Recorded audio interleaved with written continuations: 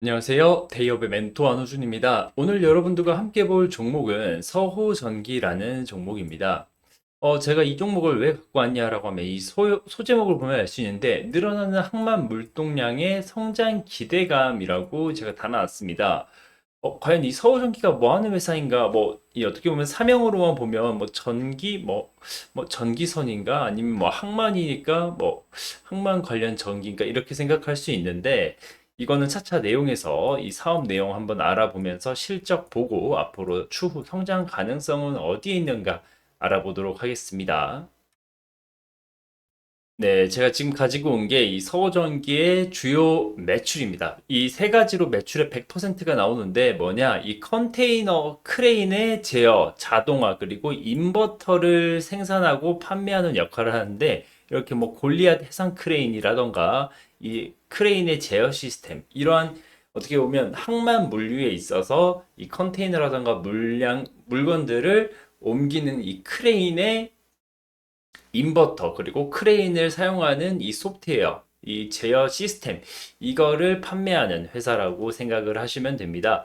그러면 이러한 항만 크레인 시스템을 판매하는 회사가 왜 성장을 하냐라고 한다면, 네, 제가 지금 통계청에서 수출입 무역 통계를 가지고 왔는데, 예, 제가 해상으로만 소트를 해서 가지고 왔습니다. 20년부터 24년까지고, 지금 제가 V자 체크한 게 23년이고요. 이 밑에 24년은 1월 달이랑 2월 달만 체크를 해놨습니다.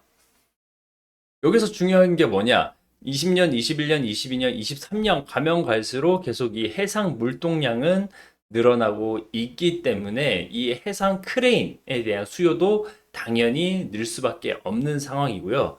게다가 24년 같은 경우에는 지금 1, 2월 달, 1월 달, 2월 달 같은 경우에는 연휴가 껴있고 2월 달은 조업 일수가 작음에도 불구하고 이 전년 대비 지금 어떻게 보면 잘 나오는 상황이고 24년도 지금 시작의 예측치는 23년보다 22년보다는 잘 나올 거고 23년에 소폭 증가하거나 아니면 뭐 소폭 감소할 거다 뭐 이 정도 파이 이 정도 수출입의 양을 보고 있기 때문에 이 부분은 어떻게 보면 지속적인 성장 가능성으로 볼 수 있고요.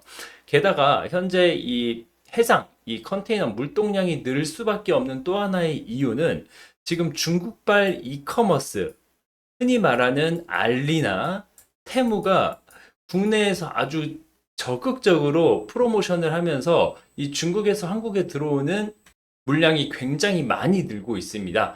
이러면 또 이 항만의 해상 물동량이 늘어나는 또 하나의 원인이기 때문에 이것도 한번 참고해 주셔서 이 데이터를 한번 보시면 이 수출입의 물동량을 확인하실 수 있고 이게 어떻게 보면 서호 전기까지 이어질 수 있는 이 소스이기 때문에 한번 참고를 하시는 게 좋을 것 같고요. 그러면 이렇게 지금 물동량이 상승하고 있는데 이 실적은 어떻게 나오냐라고 한다면 네, 23년 기준에 매출액은 660억, 그리고 영업이익은 130억 정도 나온 상황입니다. 매출액이 660억인데 지금 영업이익이 130억이면, 이거 영업이익이, 맞습니다. 영업이익이 거의 20% 가까운 회사죠. 굉장히 어떻게 보면 매출 대비해서 이 영업이익이 잘 나온 회사라고 볼 수 있는데 사실 이 매출 자체가 전년에 대비해서는 10% 정도 상승한 수치지만 21년 대비는 상승하지 못했습니다. 왜냐하면 21년도에는 매출액이 743억이었기 때문에 어떻게 보면 서프라이즈였다고 볼 수 있는데 이때 왜 이렇게 서프라이즈였냐라고 하면 여러분도 다 아시다시피 20년 그리고 21년도에 이 코로나 셧다운이 있었고 이 모든 물동량이 폭발을 하면서 게다가 항만 운임 지수가 이렇게 막 거의 뭐 5배씩 오를 정도로 이 물동량에 대한 기대감이 워낙 많았기 때문에 기존의 이 어떻게 보면 항만에서 컨테이너 사업을 하던 이런 업체들이 기존의 노후화된 시설을 교체를 한다거나 아니면 이 늘어난 물동량으로 뭐 추가 설치를 한다거나 뭐 이런 부분이 있어서 이때 실적 자체가 조금 서프라이즈가 나온 게 있는데 이렇게 어떻게 보면 확 수요가 퍼진 다음에는 뭐 당연히 뭐 기저 효과로 조금 이렇게 나올 수 있지만 앞으로 24년도도 뭐 물동량이 많아지고 뭐 중국발 이커머스가 한국에 들어오고 이런 걸로 이 항만 환경에서 어떻게 보면 전적인 그 시스템의 고도화라던가 자동화라던가 노후 시설 교체라던가 이런 부분이 있다고 한다면 서호전기는 당연히 이 매출 단위에서 증가라던가 혹은 뭐 영업이익도 뭐 준수하게 나올 거라는 게 시장의 예측입니다.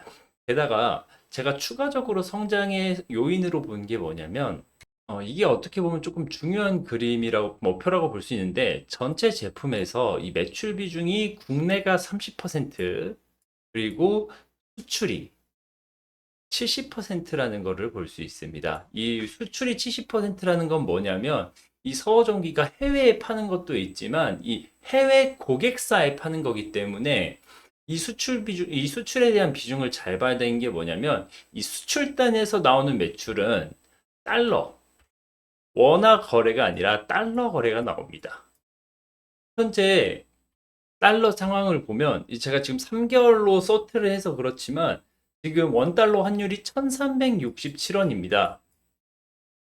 흔히 말하는 환차익이 가능한 지금 레벨 수준이라고 보면 되는데 뭐 이렇게 어떻게 보면 이 달러가 이렇게 급락한 부분은 이때는 이 정부에서 어떻게 보면 환율 방어를 위해서 확 풀었는데 이게 어떻게 보면 기저효과가 됐는지 그 이후에 더 급한 상승이 나왔죠.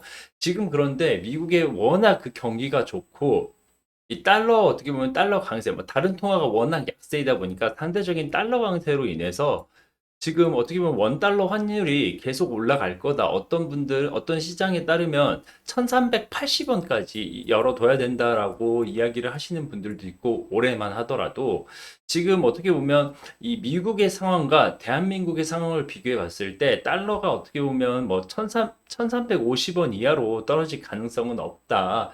지금의 이 상승세를 계속 이어갈 거다.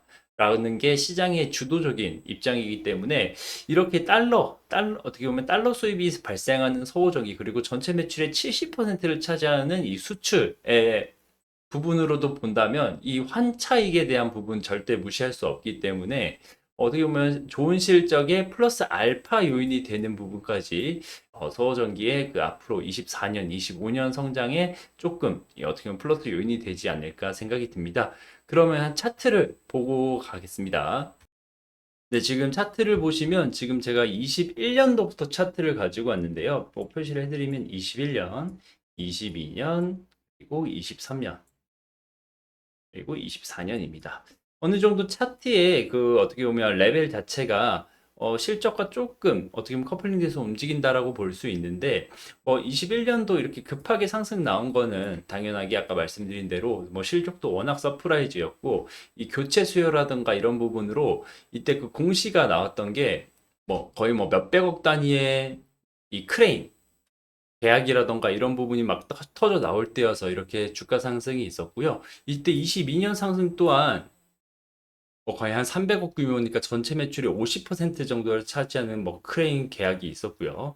뭐 지금 23년 초반 같은 경우에는 이때 뭐 배당이라던가 이런 부분, 뭐 지금 23년 8월 달에도 이렇게 피레침이 있던 부분, 이때는 이제 주당 500원 배당한다 이렇게 나왔는데 사실 서호전기 같은 경우는 22년, 23년, 24년 이렇게 배당을 지금 연초에 배당 거의 뭐 주당 1,000원씩 주는 거의 뭐 시가 배당률로 5% 가까운 배당을 고정적으로 하고 있는 회사이기 때문에 이 부분에 대해서도 어떻게 보면 이렇게 변동성이 나오고 있는 종목이라고 볼 수 있겠습니다.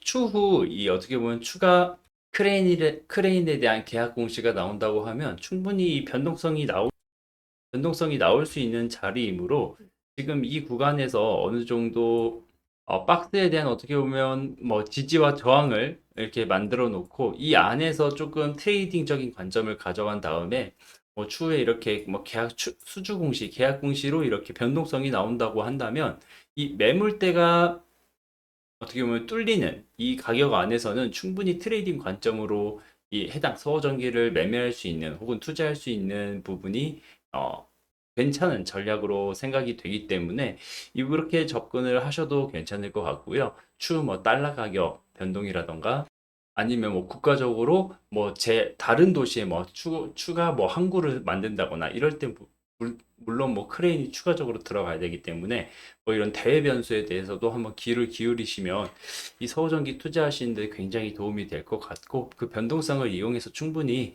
이 투자를 하실 수 있기 때문에 네, 잘 참고를 하시면 좋을 것 같습니다.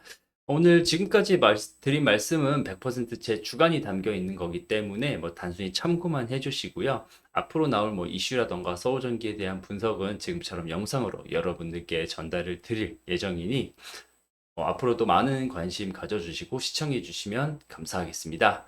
네, 오늘 서우전기에 대한 이야기는 여기서 마무리 지을 거고요. 다음에 더 좋은 영상으로 뵙겠습니다. 감사합니다.